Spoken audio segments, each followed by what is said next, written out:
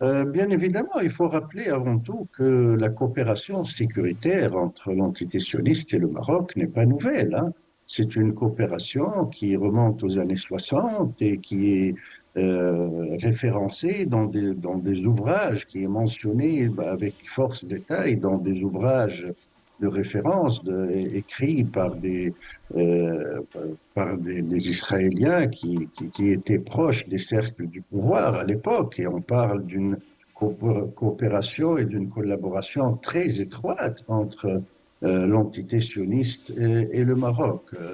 Ce qu'il y a de nouveau, c'est que cette coopération n'est plus secrète, elle est désormais étalée à la face, dirais-je, de tout le monde.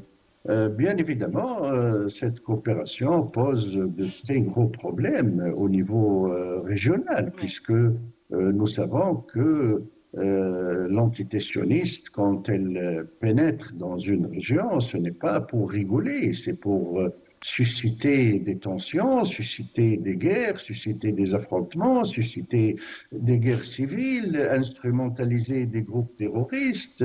Et nous savons tous qu'ils ont une grande expertise en la matière. Donc, cela pose en fait un problème de sécurité d'une très grande gravité à toute la région, notamment aux États qui n'ont pas pris le train qui ne sont pas montés dans le train de la normalisation.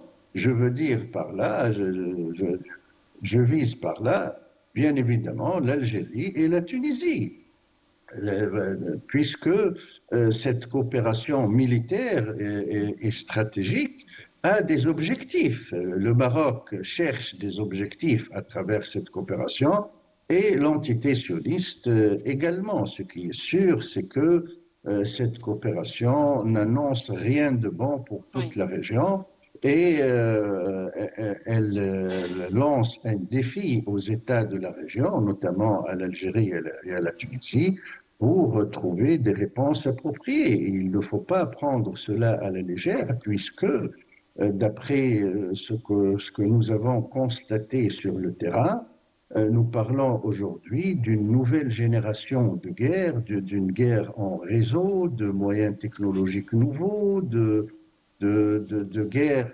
Il y a deux types de guerre, en fait, que mène l'entité sioniste, des guerres technologiques, entre guillemets, Mm. qui reposent sur l'instrumentalisation des sciences exactes, de la technologie, etc. Et il y a aussi des guerres d'une autre nature qui instrumentalisent non pas les sciences exactes, mais les sciences sociales. Des guerres qui